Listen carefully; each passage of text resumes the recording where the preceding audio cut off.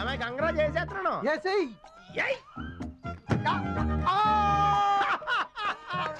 ఏమైందండి? అవుట్ అయ్యాను. లింగిల్ వేసుకుని ఆడితే మరి అవుట్ అవరేటి. ప్లీజ్ మీరు బౌలింగ్ చేయరా? కావాలని చేసేవరా చెప్తా నీ పని. అయిపోయారు రే.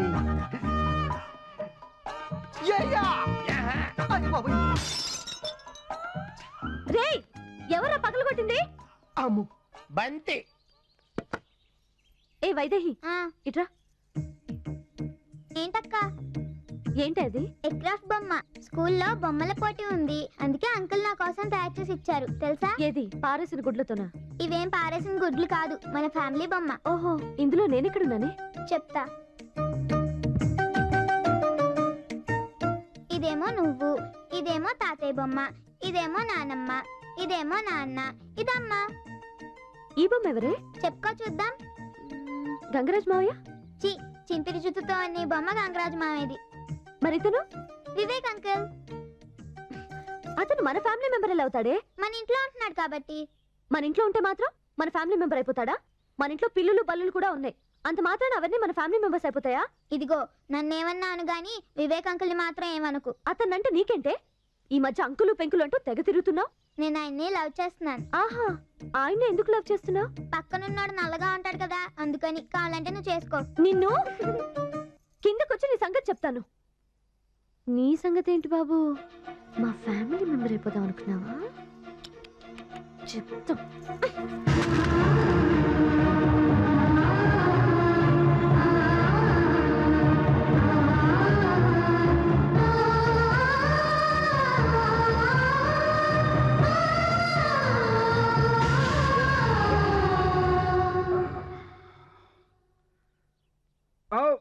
కింద నేను బ్యాటింగ్ చేస్తాం వల్ల పాపం పైన వీళ్ళందరూ ఫీలింగ్ చేయాల్సి వచ్చినట్టు ఉంది.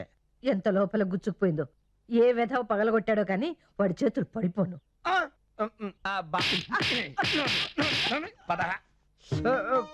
అబ్బా ఏమే, అసలే నీ కళ్ళు కనపడతావు, నువ్వు కష్టపడతావు, అబ్బాయి నీకు కష్టపెడతావు. మీ కళ్ళ జోడేగా పెట్టుకున్నాను. నా కళ్ళజోడు పెట్టుకున్నావు కనుక నీ కళ్ళు కనపడవు అంటున్నాను. అయినా 60 ఏళ్ల ముసలాలు నీ కళ్ళనే కనపడతాయి.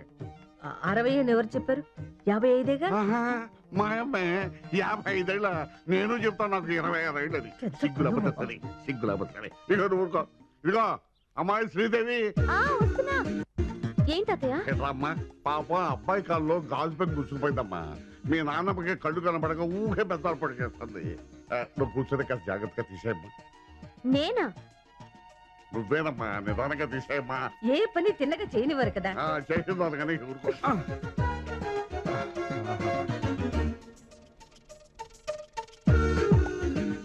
ఇదిగో అమ్మమ్మ జాగ్రత్తగా నిదానంగా తీయమ్మా. పట్టుకోండి, అంత ఈ కళ్ళ జోడవల్లే. కిందికి రండి, మీ పని చెప్తాను. కిందకి నేను ఎందుకెళ్తాను, ఇటు దొడ్డాన్ని పడిపోను.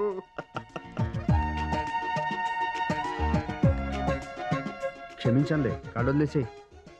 అబ్బా అంకుల్, బాధగా ఉంటే కళ్ళు మూసుకొని దేవుడిని తలుచుకోండి. దేనికి? నొప్పి తగ్గిపోతుంది. దేవుడు కనిపించాడా? కాదు, దేవత కనిపిస్తోంది.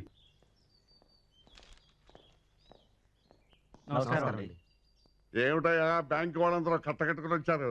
అవన్నీ కూర్చోండి. ఏమే, బ్యాంక్ ఆఫీసర్లు వచ్చారు కానీ మంచి కాఫీ పంపించు. అదే వద్దండి. అయితే ఇంకా ఏకంగా ఫోన్ చేసి వెళ్తారు కానీ. సరే, ఎందుకు ఎప్పటి కలుసుకోవాలని మా ఊరు వచ్చారు? రాఘవయ్య గారు, ఇవ్వటమే గాని తీసుకోవటం తెలియని మీ దగ్గరకు ఇలా రావాల్సి వచ్చినందుకు మాకు చాలా బాధగా ఉందండి. ఏమైంది? మీరు 5 సంవత్సరాల క్రితం కోటేశ్వరరావుకి షూరిటీగా ఉండి 4 లక్షలు లోన్ ఇప్పించారు, గుర్తుందా? అవును. ఆయన ఇంతవరకు ఒక నయా పైసా కట్టలేదు. అది వడ్డీతో సహా 10 లక్షలైంది. మరి ఆ అమౌంట్ రికవరీ చేయమని మా పై బ్రాంచ్ నుంచి మాకు ఆర్డర్స్ వచ్చాయి.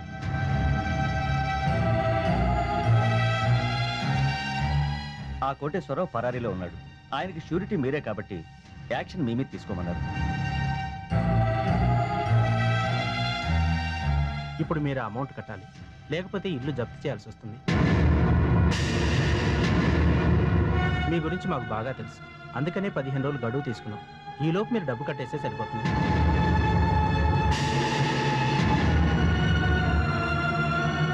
మా డ్యూటీ మేము చేయక తప్పడం లేదండి, మమ్మల్ని క్షమించండి. వస్తామండి. నమస్తే. నమస్తే. ఏమిటండి ఇదంతా? ఇప్పుడు ఏం చేద్దాం? ఇంక చేయడానికి ఏముంది? అడ్డమైన వాడికి సాయం చేయొద్దు మొర్రో అని మొత్తుకున్నాను, విన్నారా? దాహానికి సలేంద్రలాగా సాయానికి మన కొంప కేంద్రం అయిపోయింది. ఇప్పుడు చూడండి, కొమ్మ మీదకి వచ్చింది. ఎవడైనా అడగడమే పాపం. నేను ఉన్నాను మొర్రో అని అడ్డుపడిపోతారు. ఇప్పటికైనా బుద్ధి రావాలి. నోరు ముయ్యరా సన్న సదవా. ఆయన్ని తప్పు పట్టేంత మగాడు అయిపోయావురా నువ్వు. ఎవడన్నా ఆపదలో ఉంటే చాలు ప్రతి ఎదవ రాయేసేయడమే. అంత పెద్ద ఉపన్యాసం ఇచ్చావు, నువ్వు తీరుస్తావు అప్పు? చూడు, సహాయం కావాలంటే తీసుకో, సలహాలు మాత్రం ఇవ్వకు. నాన్న, వాడి మాటలు పట్టించుకోకు. నువ్వు ఆందోళన పడకు. ఏం చేయాలో ఆలోచిద్దాం.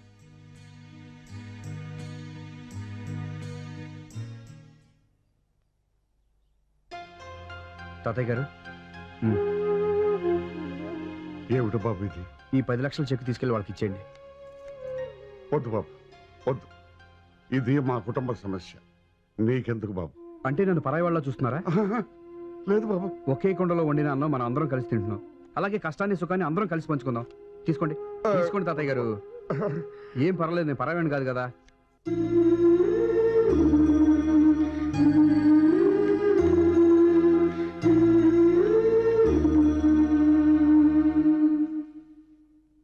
బాబు వివేక్, నా చేతి అన్నం తిన్నానన్న కృతజ్ఞతతో నువ్వు చేస్తున్న ఈ సహాయానికి చాలా సంతోషం. ఈ ముసలిది మూర్ఖంగా మాట్లాడుతోంది అనుకోకపోతే నిన్నో మాట్లాడగనా? ఏంటి బామ్మగారు?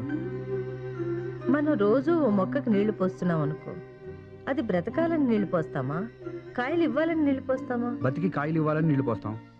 దాన్ని బ్రతికించుకోవడంలో ఉన్న తృప్తి కాయలు తింటంలో ఉంటుందా? నేను నీకు అన్నం పెట్టింది నీ కడుపు నింపానన్న తృప్తి కోసం. ఆ తృప్తిని డబ్బుతో కొనుక్కోవద్దు బాబు. దయచేసి ఈ చెక్కు తీసుకో.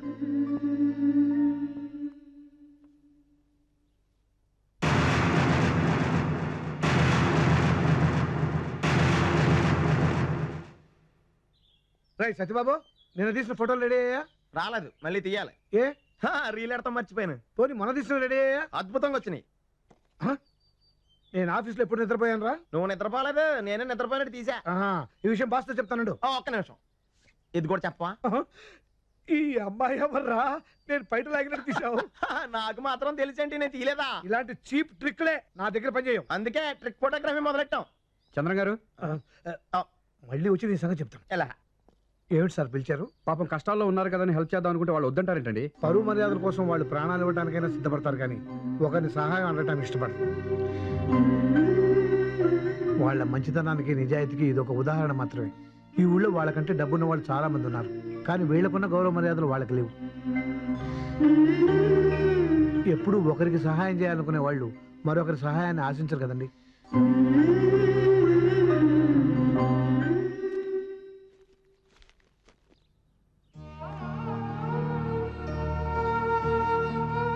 ఇవ్వరు పత్రాలు. వద్దు బాబాయ్.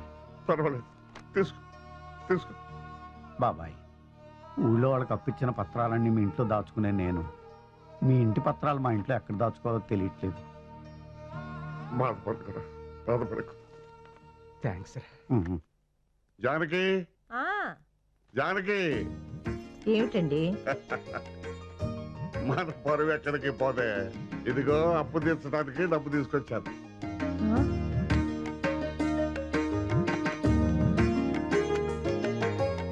ఎక్కడదండి ఇంత డబ్బు? అదే ఓ సరే బాబా, నీ మొగుడేం పరపతి తక్కువడే కదే. ఏవే మనవాడు కదా కదా ఈ అపరే పరే. ఇంకా ఎందుకంటే మాయ మాటలు చెప్పి ముసలిదాన్ని మోసం చేస్తారు. నువ్వు ఉండు. ఇదిగో అత్త, ఈ ఇంటికి మనకి రుణం తీరిపోయింది. నువ్వు నోరు పూసుకోరా. నేనేమన్నా అబద్ధం చెప్పానా? ఇల్లు అమ్మేశారు కదా.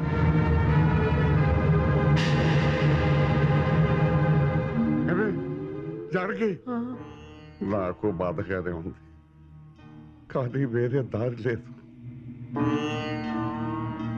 ఇల్లు అమ్మేశారా?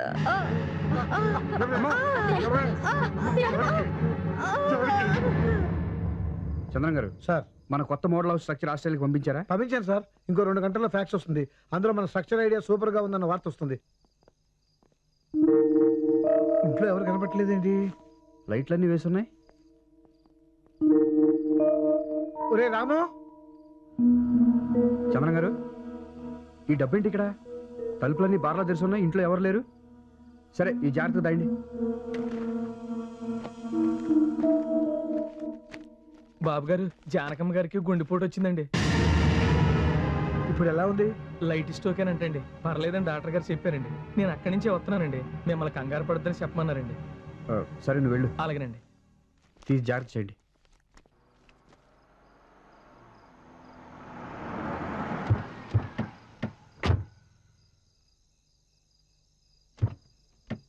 అమ్మా రామ్, జాగ్రత్త. నిలవడగది.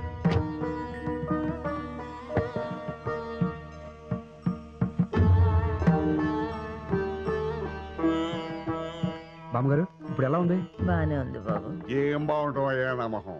డాక్టర్ గారు ఇంకో 1 రోజులు ఉంటామన్నాడు. అమ్మ పాప నాకు తగ్గిపోయింది, ఇంటికి తీసుకెళ్ళండి అని ఒంటికాల మీద నిలబడింది. రెస్ట్ తీసుకోండి. పడక పడక. తాతయ్య గారు, ఏంటండి ఎలా చేశారు? ఏమిటయ్యది? ఓహోహో, ఈ విషయం నీకు తెలియపరచలేదనే. అది కాదండి, అంత డబ్బునలా నట్టింట్లో వదిలేసి వెళ్ళిపోతారా? పైగా తలుపులన్నీ బార్లో తెరుచున్నాయి. సమయానికి మేము వచ్చాం కాబట్టి సరిపోయింది. లేకపోతే ఏమయ్యేది? నిజమే పాపం. ఈ ముసలి దీని నొప్పితో విలవలాడిపోతుంటే అందరం దాన్ని బతికించుకోవాలని ఆరాటపడ్డామే తప్ప ఆ డబ్బు దాచుకోవాలనే ఆలోచనే రాలేదు బాబు. అది మా ఇంటి మహాలక్ష్మి బాబు. డబ్బు పోతే సంపాదించుకోగలం కానీ మనిషి పోతే సంపాదించుకోగలం. అయినా ఆప్యాయతల విలువ తెలుసుకుంటే డబ్బు విలువ చాలా తేలిగ్గా కనపడతాయి.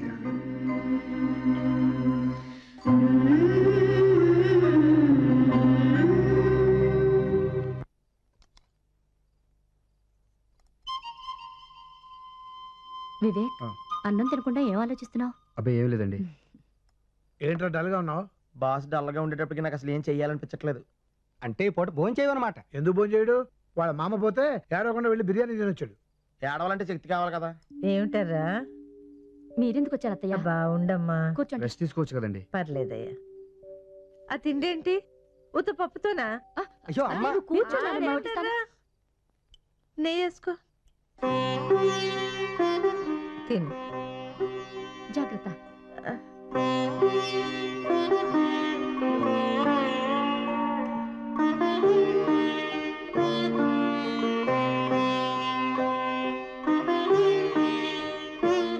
వివేక్, కళ్ళల్లో నీళ్ళంటయ్యా. కారం ఎక్కువైందా? మమకారం రుచి ఏంటో తెలిసింది. అదేంటయ్యా? కడుపు నిండిపోయింది బామ్మ. సత్యబాబు, సత్యబాబు, ఏంటో గుర్తున్నావు? ఇన్నాళ్ళ కష్టపడటం చూస్తున్నాను నేను. ఆపరా నీ జోకులు. మన పాస్ అయిపోయారా? అదేంటి పొద్దున్న మీ ఇద్దరు కలిసి సైడ్కి వెళ్ళారనుకుంటున్నాను నేను. అక్కడ లేరురా, అందుకనే ఇక్కడికి వచ్చాను. ఏమిటి కంగారు పడుతున్నారు? బాబాయ్, మా బాస్ ఏమైనా చెప్పలేదా నీకు? ఏం చెప్పలేదే. మరి ఏమైపోయినట్టు?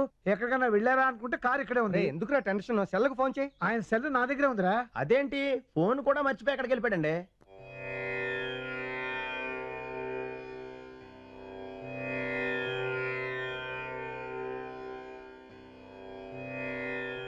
నేను తప్పు చేశాను నాయనమ్మా. నన్ను నువ్వు చూడాలని ఆశపడితే నేను టైం లేదనేవాడిని. కానీ నాకు ఇప్పుడు టైం ఉంది. నువ్వు లేవు. నన్ను క్షమించు నాయనమ్మా, క్షమించు.